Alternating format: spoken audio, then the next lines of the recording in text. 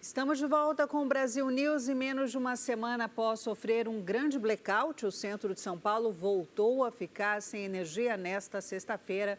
Vamos conversar agora ao vivo com o nosso repórter Fábio Bertolozzi, que tem mais informações para a gente sobre esta falha do sistema da concessionária Enel, né, Fábio? Que parece não ter fim. Cada hora é uma coisa. Boa noite, Fábio. Boa noite, Thalita. Boa noite, Hermano. Boa noite a todos. Pois é, os paulistanos ali da região central de São Paulo, da 25 de março e do Mercadão tiveram uma sexta-feira muito complicada. Isso porque, mais uma vez, a Enel não distribuiu energia como deveria fazer. Quem foi ao Mercado Municipal de São Paulo hoje viveu uma situação caótica, né? O Mercadão funcionou graças ao uso de geradores, porém esses geradores iluminavam apenas as ruas principais ali do mercado. As lojas, os boxes, ficaram às escuras. Quem conseguiu comprar alguma coisa precisou pagar somente por Pix, porque aí depende de celular, não depende de sistema. E os comerciantes estavam bem bravos, porque não é a primeira vez. Nós já mostramos, inclusive, no Brasil News, outras falhas graves na mesma região, que é a principal região comercial de São Paulo. A distribuidora informou, a Enel, né, no caso, ela informou a nossa equipe que hoje o problema aconteceu por causa do furto de cabos subterrâneos e que trabalhou intensamente para tentar resolver o problema o quanto antes. Segundo a Enel, por volta de 15 horas e 30 minutos, a energia já havia sido reestabelecida, porém alguns problemas pontuais ainda podem acontecer. E olha que curioso, Thalita, Hermano. Ontem, o Procon de São Paulo multou a Enel em 12 milhões de reais por problemas anteriores nesta mesma região. E a semana tem sido bem complicada para a Enel, porque nesta semana, no comecinho da semana, na terça-feira, o ministro de Minas e Energia, Alexandre Silveira, pediu a abertura de um processo administrativo contra a Enel para ela explicar esses apagões constantes e também outras falhas graves da companhia, como cobranças indevidas, dificuldade de atendimento para o consumidor, redução da equipe, porque ela de fato cortou equipes aí na rua e aumentou o tempo de solução dos problemas. Aliás, a Enel está dando problema no Brasil inteiro, até no Ceará, aquele parque aquático mais famoso ali do Nordeste, teve que suspender as atividades por causa de falta de energia. A gente fez um levantamento, a Enel ela já foi multada em 140 milhões só nesse mês. Aí você vai me perguntar, é um grande valor? Claro, 140 milhões, um altíssimo valor. Porém, o faturamento da companhia no ano passado foi de 22 bilhões de reais, aí somando, né, os países onde ela atua, já que é uma empresa italiana, então não vai fazer nem cócegas na Enel.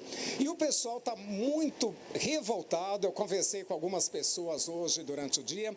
O pessoal, além da multa, né, quer saber se a Enel vai pagar essa multa e principalmente se ela vai solucionar o problema, porque ninguém aguenta mais a Enel. E uma curiosidade, antes de eu devolver para vocês, eu estou aqui na Avenida Rubem Berta, na zona sul de São Paulo. Vamos ver se o Ronê consegue mostrar. Olha como está escura a Avenida Rubem Berta, que liga a Zona Sul ao centro de São Paulo e a Zona Norte. Aqui, no caso, não é a Enel, é a Prefeitura de São Paulo responsável pela iluminação pública. Um grande trecho da avenida completamente escuro. Thalita e Hermano. Dá um breu aí, hein? Muito bem. Fábio Bertolozzi, falando ao vivo das ruas de São Paulo. Ele volta daqui a pouquinho com mais informações. Uma notícia estranha aqui envolvendo o presidente Luiz Inácio Lula da Silva. Olha aí, ele errou e errou feio no comentário que ele fez ao dizer que mais de 12 milhões de crianças morreram na faixa de Gaza. 12 milhões de crianças. O chanceler de Israel, chamado Israel Katz, respondeu com ironia o erro do nosso presidente Lula. Vamos acompanhar. O presidente Luiz Inácio Lula da Silva errou na noite de quarta-feira ao se referir às crianças mortas na faixa de Gaza.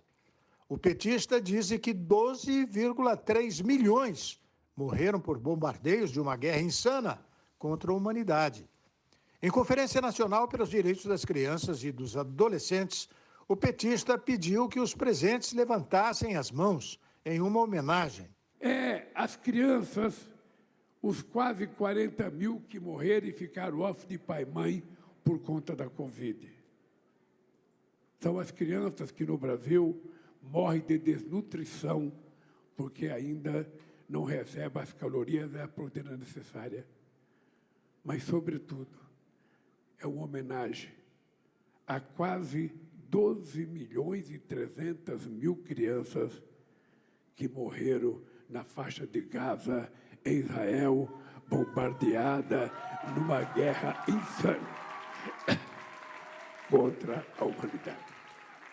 Em fevereiro de 2024, o Ministério da Saúde da Palestina, controlado pelo Hamas, afirmava que o número de palestinos mortos no conflito entre Israel e Hamas chegou a 30.035 na faixa de Gaza. Destes, 12.400 eram crianças e não 12 milhões, como afirmou o presidente brasileiro. Em resposta à declaração de Lula, o ministro de Relações Exteriores de Israel, Israel Katz, ironizou o erro numa publicação em sua rede social, onde afirma que deveria haver uma lei que obrigasse toda pessoa que deseja se tornar presidente a aprender a contar, marcando o perfil de Lula. As relações diplomáticas entre o Brasil e Israel permanecem estremecidas após comentários polêmicos do presidente brasileiro desde fevereiro. O chanceler já fez outros ataques nas redes sociais contra Lula, numa crise que levou à retirada do embaixador brasileiro de Israel e o presidente foi declarado persona non grata no país. A faixa de Gaza tem cerca de 2 milhões de habitantes. A Prefeitura do Rio fechou a boate onde mulheres dizem ter sido estupradas. A Secretaria Municipal de Ordem Pública do Rio de Janeiro interditou na noite desta quinta-feira a boate Portal Club, na Lapa. 2 mulheres afirmam que foram estupradas dentro do estabelecimento. Segundo a CEOP, a medida administrativa foi tomada preventivamente para preservar a segurança e ordem pública. O local permanecerá fechado até o encerramento das investigações pela polícia. A primeira denúncia contra a Portal Club foi de uma universitária estrangeira de 25 anos. Segundo ela, o estupro coletivo foi no último domingo no Dark Room, ou quarto escuro, que fica praticamente vedado da luz. Com a repercussão do caso, outra mulher afirmou ter sido violentada na boate, desta vez em novembro do ano passado. Ela alega que sua bebida teria sido contaminada com alguma substância e que o estupro também ocorreu no Dark Room.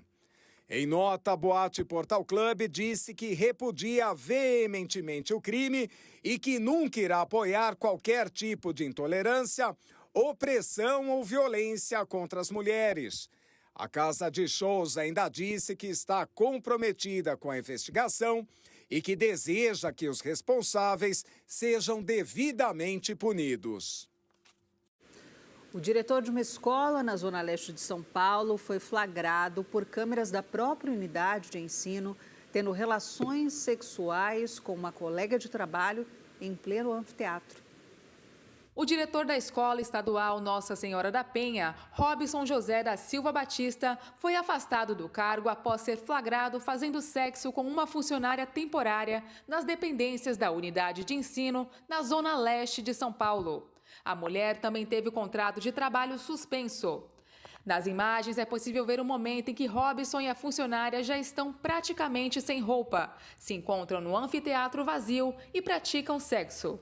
O vídeo revela que o diretor chega primeiro ao local, seguido pela mulher. Eles preparam o ambiente e iniciam as atividades íntimas, que duram cerca de 1 minuto e 49 segundos.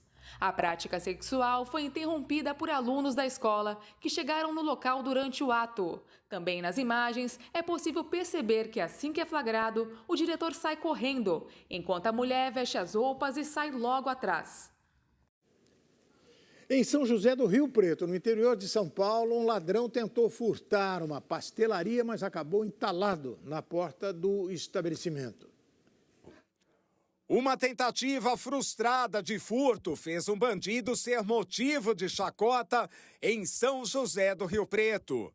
Na madrugada de quinta-feira, o homem de 44 anos ficou entalado na porta de aço de uma pastelaria, com metade do corpo para dentro do local. Segundo informações do boletim de ocorrência, o suspeito é morador em situação de rua e foi cometer o crime acompanhado de um comparsa. O colega levantou a porta para ele passar. No entanto, não aguentou o peso e a soltou na barriga do amigo e depois fugiu correndo. A polícia militar e o corpo de bombeiros foram acionados. Os bombeiros precisaram usar equipamentos hidráulicos para socorrer o homem. Ele teve escoriações pelo corpo e os curativos foram feitos no local.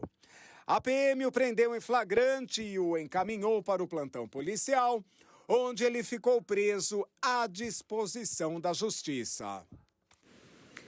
Depois do intervalo, terremoto assusta Nova York e interrompe reunião do Conselho de Segurança da ONU. E também nos Estados Unidos, ladrão usa disfarce de saco de lixo para roubar encomendas. O Brasil News vai para um rápido intervalo. Nós voltamos já já. Fique com a gente.